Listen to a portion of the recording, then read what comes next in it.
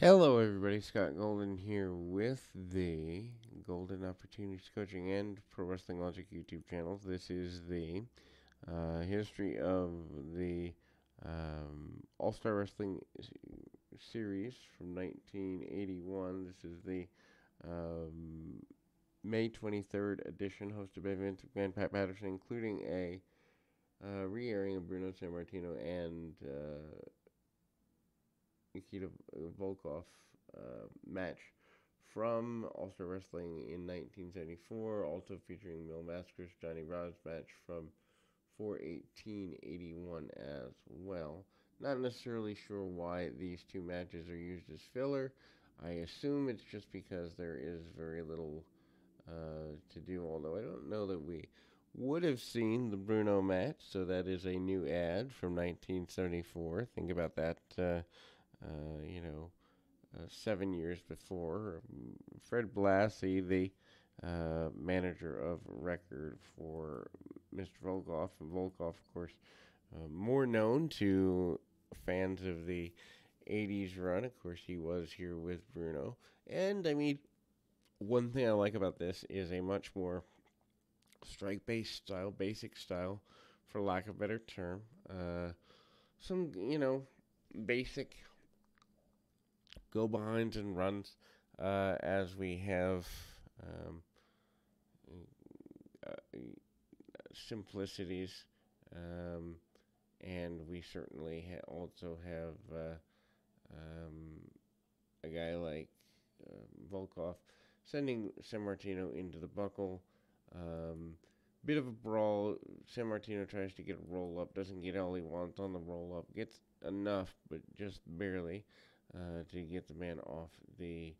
Um, I guess you'd say the buckle or whatever. Anyway, such even a different match in this era, uh, in terms of just a slower pace for the mid '70s versus the early '80s. Anyhow, um, we see Volkov come in and grab a weaponry from Freddie Blassie.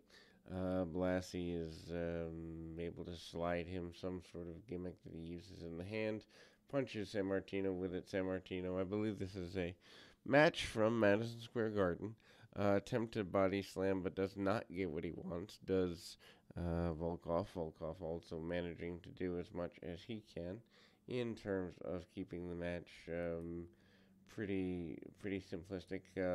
Bruno comes back with some punches and kicks. I can imagine that people are less than satisfied, especially a 10-minute match. But a roll up by Bruno gets him the victory here in 1974. I believe he is just coming back off of championship run. Um, or something like that. Then we go to another in the series of matches, the 4/18 Championship Wrestling Mil Mascaras match, as previously mentioned just a moment or two ago. Mascaras, a major force here in the WWF at the time. Again, um, this time is a pretty big deal. It also includes um, the Mil Mascaras Johnny Rodz match, as mentioned, from the 18th of April 1981. Championship Wrestling, also including Vince McMahon conducting an empty arena interview with Stan Hansen. The Stan Hansen interview is pretty notable in the fact that Hansen basically promises he's going to be world champion someday. He basically says that Texans are better than just about anybody in the sport, and he is completely ready to go 1000% in the direction of a full on fight. Then, of course, we kind of see, um, not that it becomes a full on fight, but it's there. Anyhow, so Mascaras is getting beaten up a bit by Johnny Roz. Roz does the brawling bit. Mascaras, of course, known for the high flying cross body with the diving headbutt forward, and then a attempted snap suplex with Mascaras drives his man back into the corner. Super simple, super basic stuff. Not anything necessarily worth writing home about, but Mascaras does get the crossbody and gets the victory there. And obviously, Mil Mascaris in that situation, even offering a handshake at the end. But, you know, Stan Hansen basically says he's sick of being locked out of wrestling in the area. And that he's back to get rid of Backlund. He's back to get rid of to finish the job with Sammartino, and that he is good to go in that way. Then we see Don the Rock Morocco here. Morocco coming in relatively new to the area, not new to wrestling by any stretch, with the Grand Wizard defeating uh, Angelo Gomez 302 with a splash off the top. Not that this has any bearing on much of anything, in the sense that him splashing off the top is not an homage to Jimmy Snuka. I've actually read that somewhere, but anyway, Morocco certainly in better shape than he is in the late 80s, so 81, 82. Just thinking that he's there through 88, so he's got about a 7-year run, which at the time in the early 80s is a pretty big deal. I think there's a couple breaks in there.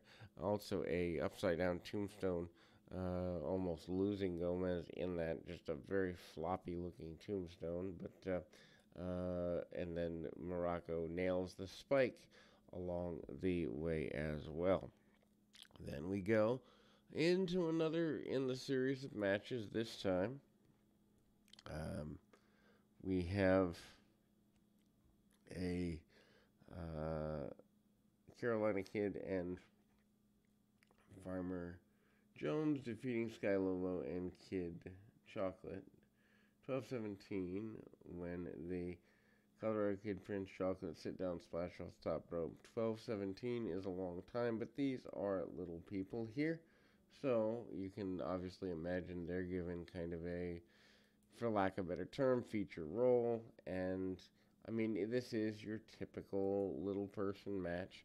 Lots of comedy spots, that's the whole thing. Sky Lolo basically seen as the leader of the little people at this point, and the one of the heels does round-offs, cartwheels, and the like, just hopping around the ring like you wouldn't believe. Kids are a fan, and Sky Lolo kind of going back towards the nature of things there. Tag off, and Sky Lolo continues to continue almost like a brawl. The top rope splash type maneuver, kind of almost a bombs away modified, is a pretty big deal. Also, obviously, the typical little person rough spots, biting the referee's keister, hiding behind the referee, letting the referee be the one to pick up the slack, and kind of, the basic comedy spots. Sky Lolo made to look like, I guess, the leader of the little people, for lack of a better term, does not take backward steps in that regard, and ultimately manages to do just about everything he can do to get things going in a positive direction. The other little people do come in at the last minute. Full Nelson placed on Sky Lolo at one point. Roll up eventually, but as mentioned, the top rope kind of bombs away splash is the victory getter there.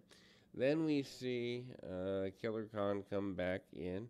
Khan has about a 3-minute match here. Not exactly anything worth writing home about. Freddie Blassie presenting him.